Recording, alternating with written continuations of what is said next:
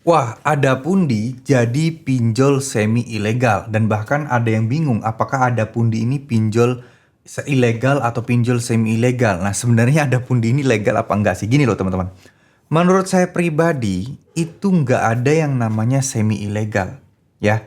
Aneh kalau ada semi legal atau semi ilegal. Itu gimana? Maksudnya aturannya berarti abu-abu dong.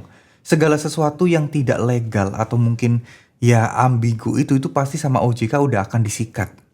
Selama ada pundi ini sudah ada datanya atau masih terdaftar sebagai pinjol yang resmi dan masih mempunyai izin beroperasi oleh OJK, dia full legal.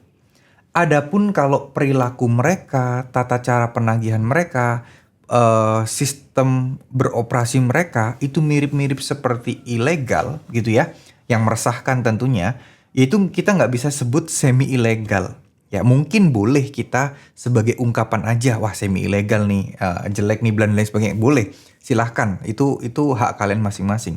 Tapi bukan berarti hal ini kita sebarkan dan mendoktrin orang-orang lain bahwa ada pundi ini adalah pinjol semi ilegal atau pinjol semi legal. Enggak, mereka tetap pinjol legal ya. Bukan berarti saya membela ada pundi ya, enggak sama sekali. Tapi ya pengen meluruskan aja.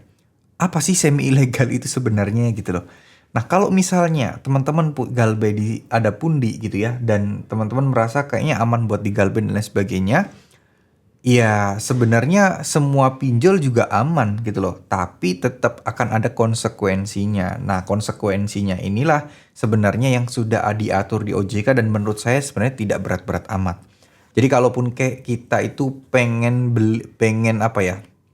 Pengen fokus di kerjaan kita, pengen fokus menabung dulu, pengen fokus untuk ngumpulin uang untuk membayar utang-utang kita di ada pundi gitu ya, dan kita butuh waktu mungkin 3 bulan, 4 bulan, 5 bulan, ya nggak apa-apa. Masalah penagihan, masalah di teror terus-menerus itu adalah resiko yang teman-teman harus ambil dan nggak usah takut sama sekali.